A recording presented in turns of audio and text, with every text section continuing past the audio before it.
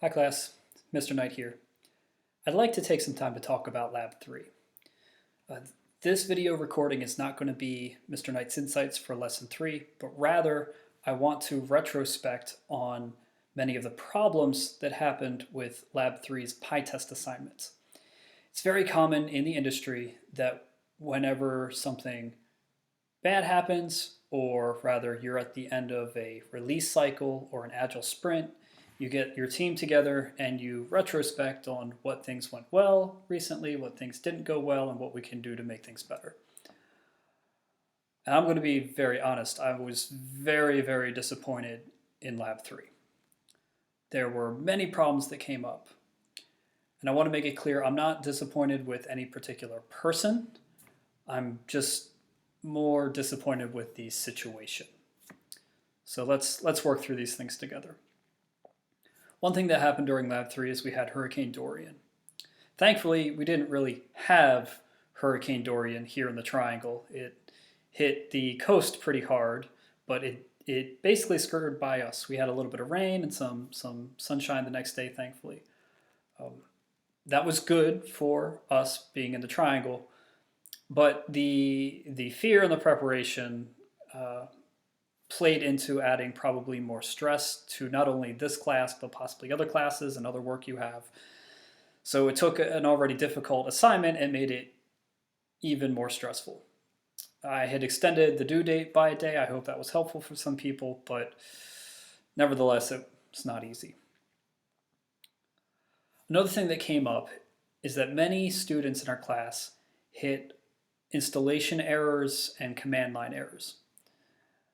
That's painful, and I empathize with that. It's always hard to get a new tool or a new script running on your machine. There's the proverbial, well, it works on my machine, but it doesn't work on somebody else's.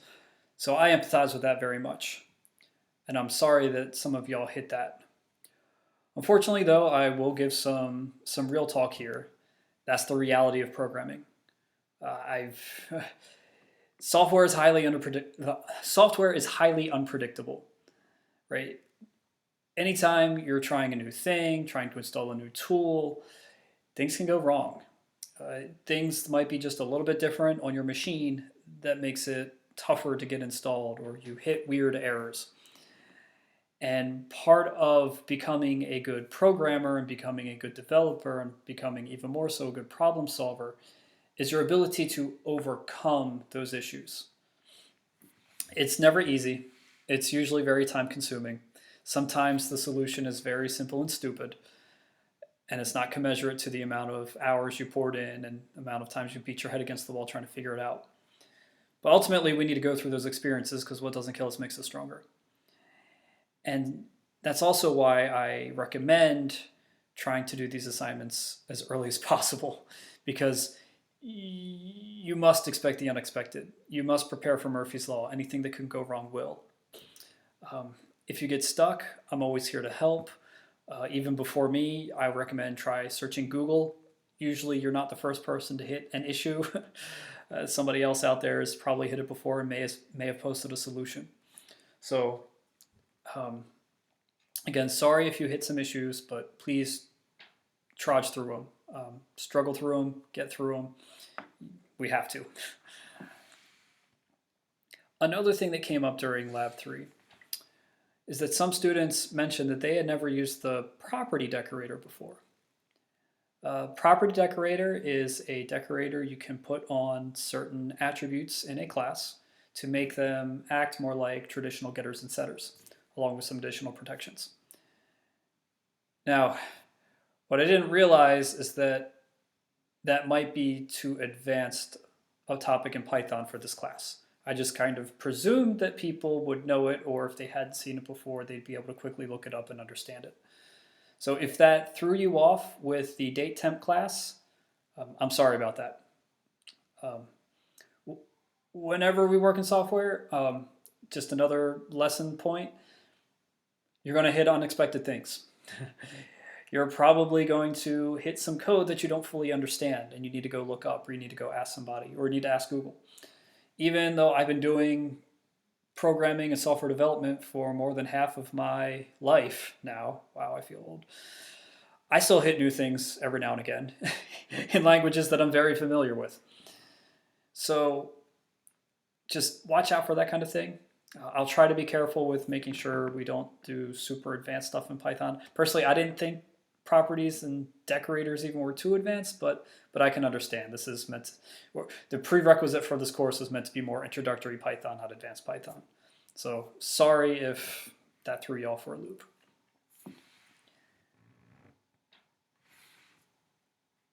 Another common problem I saw in people's solutions was that of minimal testing. The modules that we had and the functions and methods that we had to test were not very large, but they did have multiple equivalence classes and boundary conditions, meaning that there ought to have been multiple tests for everything. Maybe a couple of them could have gotten away with, one or two, maybe three different test variations, but others of them had quite a few more.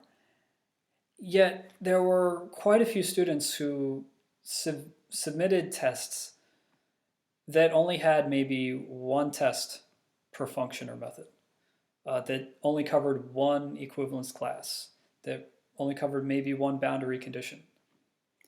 And that's really not sufficient. When you approach testing, what I want you to think of, if you're asking yourself, what should I cover? Test as if your job depends on it. Test as if you're shooting the thing to the moon or to Mars, and you need to make sure it works because there's no plan B. Test as if your reputation is on the line. How embarrassed are you going to be if a bug slips through? We want to make sure we have thorough coverage. We can never have truly complete coverage, at least not at scale for what software is today. But we can't be minimalist in our coverage. We need to appropriately handle the equivalence classes we know about. We need to appropriately handle the boundary conditions we know about. And I hate to see when students will give very minimal solutions where it's just the bare minimum necessary that might possibly satisfy the requirement of the assignment. And that's not good. That's not good at all. That's not good for the assignment. That's not good for this class. That's not good for the product under test, and that's not good for you. So please be thorough when you test and be thorough when you work on these assignments.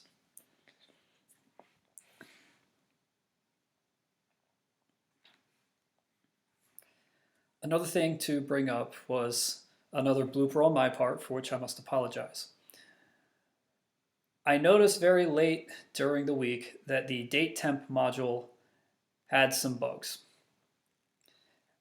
Maybe I shouldn't say bugs, maybe I should say bad code, but that was on me. When I had developed the assignment originally, I was making this module and it had worked, and I made a few refinements that turned out to be not so good refinements, and that made the code not so good and much, much harder to test. Now, given that Python is a dynamically typed language and it's interpreted at runtime, this could happen in real functions. We don't have the luxury of hitting a compile button and seeing that everything type checks and syntactically is great. We will only find out some of those issues at runtime. And so Python unit tests really need to be able to catch these problems in the real world. And so despite the code problems in date temp, the lab still could have been completed. We still could have written unit tests to capture those problems, such as if you call a method and it explodes, then you could have had a unit test that catches that and reports the failure. That still would have been legitimate. And that's honestly how we would and should write tests in the industry. But at the same time, I realized for the level of this course, that made the assignment much, much more difficult than it should have been. And so that's why I tried to push out a fix as soon as possible. There was actually one person in the class who messaged me and said, hey, I noticed this is a bit of a problem. Are you sure it's supposed to be like this, or is that what's to be expected? I'm like, oh crap. right? Technically, it could have been expected, but it was not something that I deliberately planted in there. So I'm very, very sorry that happened. I hope you can forgive me. Please be watching out for that kind of thing because honestly, in the real world, stuff like this happens all the time. That's ultimately why we test our code. That's why we even have this course, because we need to be able to catch problems like that.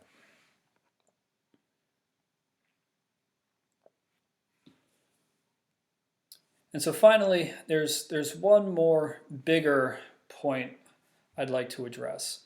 And this point spans not only lab 3, but also previous labs. And this kind of goes back to what I said before about minimal testing, but this is moreover about minimal problem solving.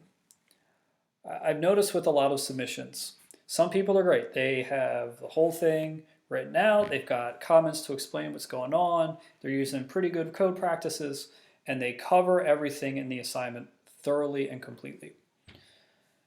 But there are some people who are submitting half-baked solutions to the point where large chunks of what should be there are missing. And so as the instructor, when I get these submissions for these assignments and I see large chunks missing, I don't know if you as the student were stuck and didn't understand something, or to be blunt, if you were being lazy and just didn't feel like doing the work, or you ran out of time and it just didn't get that far, or if you were careless and you didn't read the fullness of the requirements from the assignment. This is real talk here. I'm trying to be as open and transparent as I can. And I don't know, right? All I see is what is not there. So I want to encourage you, please, if you need help and you're stuck, please ask for help, right? If there's something that you don't understand, or if there's something that maybe is slightly ambiguous in the instructions of the assignment, those are easy things to solve. And the sooner we solve them and answer them, the better off we will be as an entire class. Because maybe I can address that with everybody in the chat forums, be like, hey, somebody brought up this really good point. Boom, this is what it is. And also, don't let bad grades be your only feedback loop to your learning. This course moves very quickly. We go week to week. Every week there's a new assignment, there's new material, there's new stuff, and we can't always be looking backwards, right? I do all the grading on the weekends. I post them as soon as I get them all done. And if you look back on that and then you realize, oh crap, I got a really bad score, you don't always have time to go back and ask why, right? You've got to be moving forward with the next week's assignment. And if that's your only way to find out if you missed a learning objective or you need to improve something for next time, it could be too late. So don't let bad grades be your only feedback loop. Come ask questions, post in the chat forum. I know it's tough being an online class. We don't have times during the week where we physically meet and see each other and can talk in person. That's why I have these video chats to hopefully connect a little bit better. But another thing is, as you're working on assignments, it would be very, very helpful for both of us if you explain your design choices in code comments. If you're late at night and it's getting too late and you don't have time to ask me about something and things do, if you at least put like in comments, hey, Mr. Knight, this is what I was thinking with this. I wasn't sure about this or that, but I went this way and this is what I got. That helps me understand where you're coming from. That helps me grade your assignments better. And that can help me help you learn better.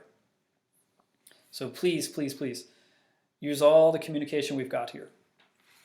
If you're not sure about something, please ask. Even if you think it's a dumb question. There are no dumb questions, except, is this a dumb question? So all that to say, Lab 3 did not go well. There were lots of problems. And after looking at everybody's solution, doing all the grades were pretty dismal. just being honest here. I tried to be lenient. I adjusted my rubric to kind of go soft on the date temp stuff because I know there's some issues there. I tried to be more generous in giving out bonus points for people who did good things. But even with all that, the grades were still very, very low, to the point where I'm not going to share statistics. The way I graded it was I gave 30 points for testing calculate retirement age. I gave 30 points for testing calculate retirement date. I gave 10 points for identifying tests that didn't need to be tested because they were covered by other equivalence classes. And because date time was a little iffy, I gave up to 5 points for each good test that was written given what the circumstance was. And I let that go up to extra bonus points as well if people did very well. So that's how this lab broke down with grading. Had we not had these issues, I would have been a little more strict on things, but I tried to be a little more generous, but even then it didn't go well. My grading philosophy is always to be tough, but to be fair. All right, I do have high expectations of everyone. Right? I'm not here to throw you softballs. I'm here to expect a lot of you and to see you grow. But as an instructor, if I take a step back and I look at how Lab 3 went, it's very, very obvious to me that across the entire class, we clearly missed our learning objectives. And ultimately, that's the point of this course. We're here to learn things, right? The grades we get versus what we learn, what's more important? Clearly what we learn. And we did not learn what we ought to have learned about PyTest and about unit testing. Furthermore, it's vital for the rest of this course that we understand PyTest and we understand good testing practices, because it's foundational for much of the other testing we're going to do later. So, because of that, I've created a reattempt assignment for Lab 3. If you look in the Lab 3 folder, you'll see a new assignment called lab_pytest_reattempt. This is an optional assignment. You may choose to do it or you may choose to skip it.